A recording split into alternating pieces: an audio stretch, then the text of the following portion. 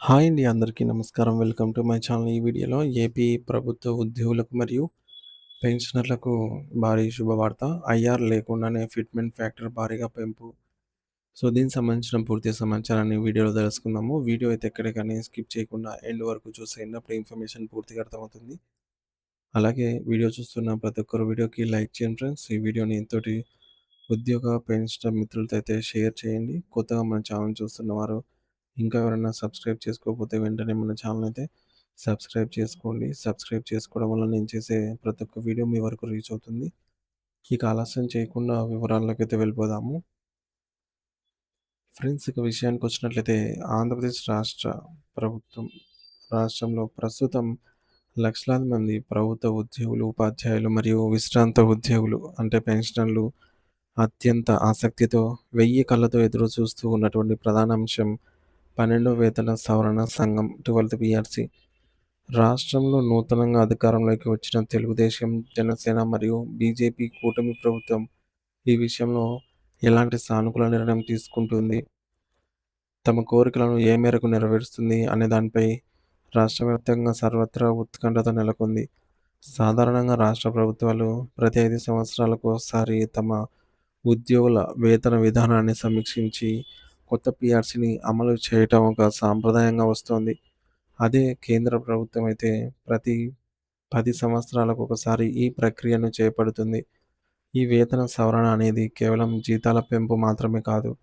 నిరంతరం పెరుగుతున్న నిత్యావసర వస్తువుల ధరలు, ఆకాశాన్ని తాకుతున్న పెట్రోల్, డీజిల్ ధరలు మరియు రోజురోజుకు పెరుగుతున్న జీవన వ్యయాన్ని దృష్టిలో ఉంచుకొని ఉద్యోగుల కొనుగోలు శక్తి తగ్గకుండా ప్రభుత్వం చేసే ఒక ఆర్థిక సర్దుబాటు. ధరల పెరుగుదల వల్ల కలిగే ఆర్థిక ఇబ్బందుల నుండి ఉద్యోగులను మరియు పెన్షనర్లను రక్షించి వారికి మెరుగైన ఆర్థిక భద్రతను కల్పించడమే ఈ కొత్త పీఆర్సీ ప్రకటన వెనుక ఉన్నటువంటి అసలైనటువంటి ఉద్దేశం అని చెప్పవచ్చు. అయితే పీఆర్సీ అనేది కేవలం ఆర్థికపరమైన లాభాలకే పరిమితం కాదు. ఇది ఉద్యోగుల వృత్తిపరమైన జీవితంలో అనేక మార్పులను తీసుకొస్తుంది. ఇందులో భాగంగా పని పరిస్థితులు, ఉద్యోగులకు అందే వివిధ రకాల అలవెన్సులు, హెచ్ఆర్ఏసీసీ వంటివి, ప్రమోషన్ల విధి విధానాలు మరియు పదవీ విరమణ చేసిన తర్వాత అందే ప్రయోజనాలు, గ్రాట్యుటీ కమ్యుటేషన్ వంటి అనేక అంశాలపై కూడా పీఆర్సీ కమిషన్ లోతైన అధ్యయనం చేసి ప్రభుత్వానికి సిఫార్సు చేస్తుంది. సో, ఉదాహరణకు గతంలో అమలు చేసిన 10వ పీఆర్సీ ద్వారా 70 సంవత్సరాలు నిండిన పెన్షనర్లకు వారు పొందే పెన్షన్ మొత్తంలో అదనంగా 10% quantum pension, additional quantum of pension సాధించుకోగలిగారు. ఇది వృద్ధాప్యంలో వారికి ఔషధాల ఖర్చులకు మరియు ఇతర అవసరాల కోసం ఎంతో అవసరంగా అయితే నిలిచింది. ఇటువంటి కీలకమైన మరియు మానవీయ కోణంతో కూడినటువంటి నిర్ణయాలు తీసుకోవడానికి కూడా పీఆర్సీ నివేదిక అనేది ఒక ప్రామాణిక ఆధారంగా అయితే పనిచేస్తుంది. వాస్తవానికి 12వ పీఆర్సీ అనేది జూలై 2023 నుంచి అమల్లోకి రావాలి. కానీ గత ప్రభుత్వం దీనిపై ఎటువంటి స్పష్టమైన చర్యలు తీసుకోకపోవడంతో ఇప్పటివరకు జాప్యం జరుగుతూనే ఉంది. అయితే ఈ కాలయాపన కారణంగా ఉద్యోగులు మరియు పెన్షనర్లు ప్రతి నెల తమకు రావాల్సినటువంటి అదనపు వేతన ప్రయోజనాలను కోల్పోతూ తీవ్ర ఆర్థిక నష్టాన్ని అయితే చవిచూస్తున్నారు. పెరిగిన ధరల నేపథ్యంలో పాత జీతాలతో ఇల్లు గడవడం కష్టంగా మారిందని, వారి కొనుగోలు శక్తి దారుణంగా పడిపోయిందని ఉద్యోగ వర్గాలు ఆవేదన వ్యక్తం చేస్తున్నాయి. మరి పీఆర్సీ అమల్లో జాప్యం జరిగినప్పుడు ఉద్యోగులకు తక్షణ ఉపశమనం కలిగించడానికి ప్రభుత్వం మధ్యంతర భృతి ఐఆర్ ప్రకటించడం ఒక సంప్రదాయంగా వస్తోంది. ఈ ఐఆర్ అనేది కొత్త పీఆర్సీ అమలయ్యే వరకు ఉద్యోగుల ఆర్థిక ఇబ్బందులను కొంతవరకు తగ్గిస్తుంది. మరి ప్రస్తుతం ఉన్న పరిస్థితుల్లో ధరల తీవ్రతను బట్టి ఉద్యోగ సంఘాలు కనీసం 30% ఐఆర్ ఇవ్వాలని గట్టిగా డిమాండ్ చేస్తున్నాయి. అయితే ప్రభుత్వం సాధారణంగా రాష్ట్ర ఆర్థిక పరిస్థితిని బట్టి 8% నుండి 20% మధ్య ఐఆర్ ప్రకటించే అవకాశం ఉంటుంది. ఒకవేళ ప్రభుత్వం ఐఆర్ ప్రకటిస్తే ఉద్యోగుల మూల వేతనంలో ఒక ఐఆర్ శాతం కూడా కలుస్తుంది. దీనివల్ల నెలకు వచ్చే జీతం గణనీయంగా పెరుగుతుంది. మరోవైపు గత 11వ పీఆర్సీ సమయంలో పెన్షనర్లకు అదనపు క్వాంటమ్ ఆఫ్ పెన్షన్ విషయంలో కూడా కొన్ని కోతలు విధించారు.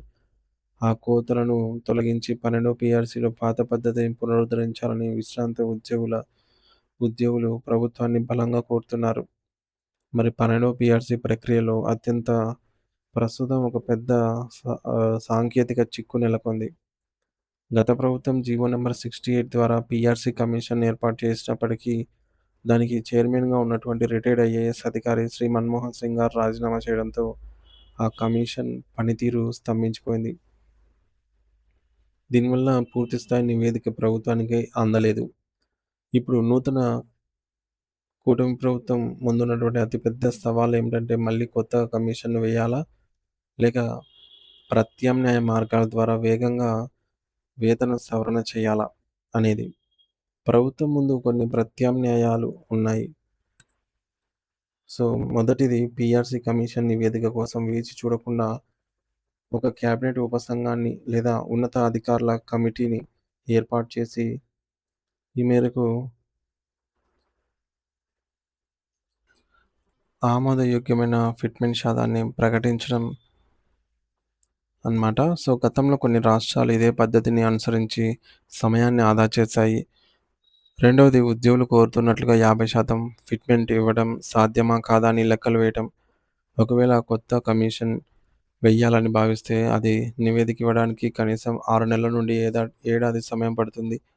అందుకే తక్షణమే 20% నుండి 30% ఐఆర్ ప్రకటించి ఉద్యోగులను శాంతింపజేయడం ఒక మధ్య మార్గం. ఇక 2015 నుండి 2019 నాటి గత అనుభవాలను పరిశీలిస్తే, ప్రభుత్వాలు పీఆర్సీ నివేదిక రాకముందే లేదా అమలు కాకముందే కొన్ని ఆర్థిక ప్రయోజనాలను ప్రకటించిన సందర్భాలు ఉన్నాయి. ప్రస్తుతం ఉద్యోగ సంఘాలు డీఏ బకాయిలు, ఐఆర్ మరియు 12వ పీఆర్సీ అమలు కోసం ప్రభుత్వంపై తీవ్రమైన ఒత్తిడి తెస్తున్నాయి. రాబోయే కేబినెట్ సమావేశాల్లో దీనిపై ఒక స్పష్టమైన నిర్ణయం వెలువడే అవకాశం ఉందని అధికారిక వర్గాలు భావిస్తున్నాయి.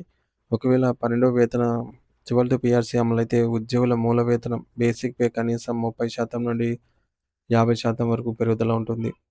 దీనికి తోడు హెచ్ఆర్ఏ కూడా పెరిగే అవకాశం ఉంది. కొత్త వేతన సవరణలో పాత బేసిక్ పే, ఇప్పటి వరకు ఉన్నటువంటి డీఏ మరియు ప్రభుత్వం ఇచ్చే ఫిట్మెంట్ అన్నీ కలిపి న్యూ బేసిక్ పేగా మారతాయి. ఇప్పటికే పెండింగ్‌లో ఉన్నటువంటి 4 డీఏలు సుమారు 13% వరకు ఉంటుంది. ఇవి కూడా ఈ కొత్త వేతనంతో విలీనమైతే ఉద్యోగుల జీతాలు భారీగా పెరుగుతాయి. రాష్ట్ర అభివృద్ధిలో కీలక పాత్ర పోషిస్తున్న ఉద్యోగులు, ఉపాధ్యాయులు మరియు పెన్షనర్ల న్యాయమైన డిమాండ్లను ప్రభుత్వం సానుకూలంగా పరిశీలించి, వారికి ఆర్థికంగా మరియు మానసికంగా కొండంత భరోసా కల్పిస్తుందని రాష్ట్ర వ్యాప్తంగా లక్షలాది మంది కుటుంబాలు ఆశగా అయితే ఎదురు చూస్తూ ఉన్నాయి.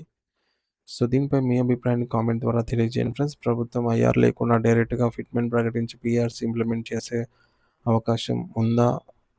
లేదా అనేది. Thank you for watching this video.